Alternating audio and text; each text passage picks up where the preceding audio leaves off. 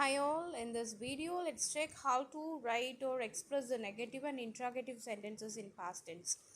So இதில் நிறைய பேருக்கு டவுட் இருக்குது. ஒரு பாஸ்ட் டென்ஸில் ஒரு சென்டென்ஸ் நெகட்டிவில் மேக் பண்ணும் போதோ இல்லை கொஸ்டின் ரைஸ் பண்ணும் போதோ நிறைய பேர் பண்ணுற ஒரு தப்பு. அதை பற்றி நம்ம இந்த வீடியோவில் டிஸ்கஸ் பண்ணலாம்.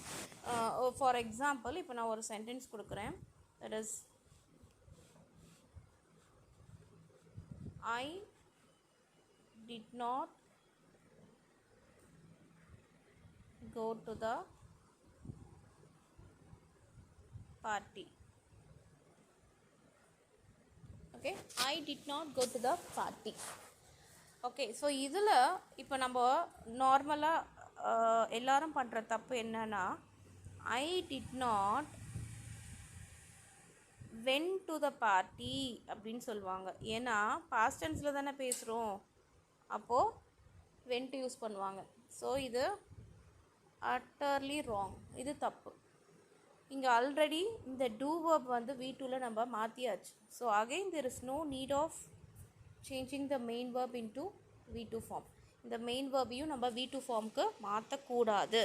ஸோ எப்பவுமே do verbsோட வர மெயின் வேர்ப்ஸ் வந்து V1 ஃபார்ம் பேஸ் வேர்பில் தான் இருக்கணும்.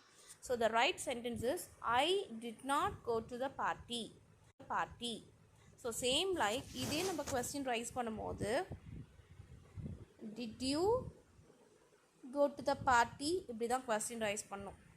did you go to the party? Okay, so இங்கேயுமே நம்ம went கொண்டு வரக்கூடாது. did you went to the partyன்னு கேட்கக்கூடாது. did you go to the party? Okay, so here the do verb already in P2 form. Okay, so whenever you bring the do verbs plus the main verb remains as a base verb. Okay, just keep that in your mind. In the mistakes பண்ணாதீங்க, இது grammatically wrong. Okay, so did you go to the party? Thank you.